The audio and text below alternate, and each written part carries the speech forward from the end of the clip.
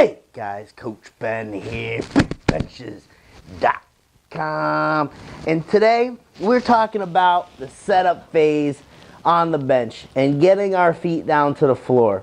So this is applicable to those who tend to bridge up on the pad, who like that style of setting up. That's typically how I'll teach someone to go about their setup process, because if you can get your feet up on the pad, really bridge your hips up, right, you can get such a great position here onto your traps, and then just trying to maintain it from there.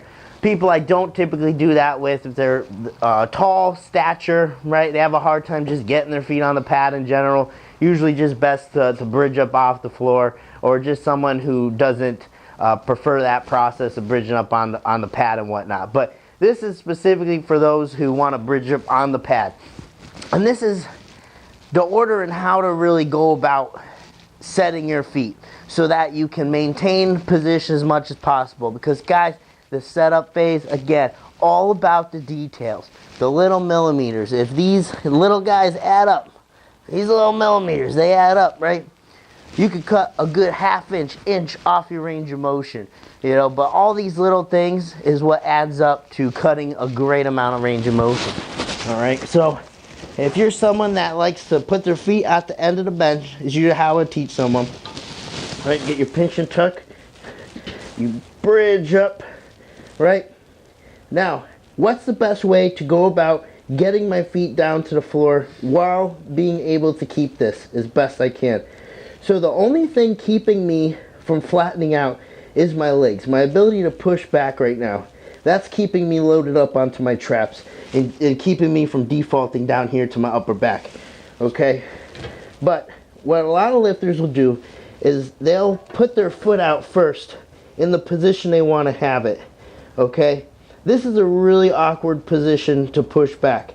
So as soon as I take my right foot off the pad, my butt's gonna fall down. I'm gonna flatten out a good amount. Watch this. Because I just don't have the ability to push back from this weird angle.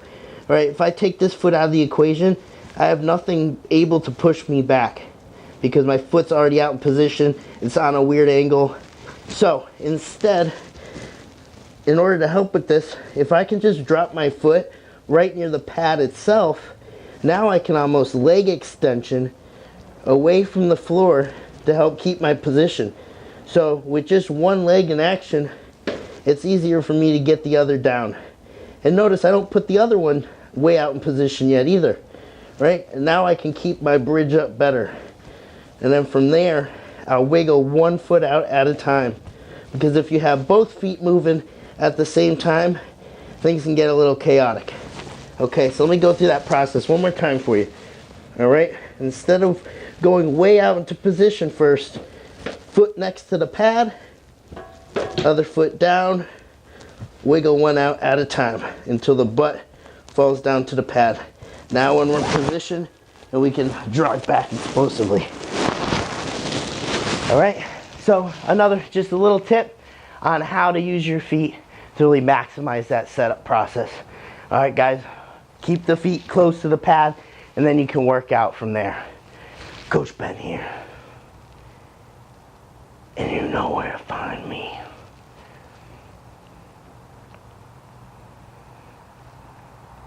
You can meet me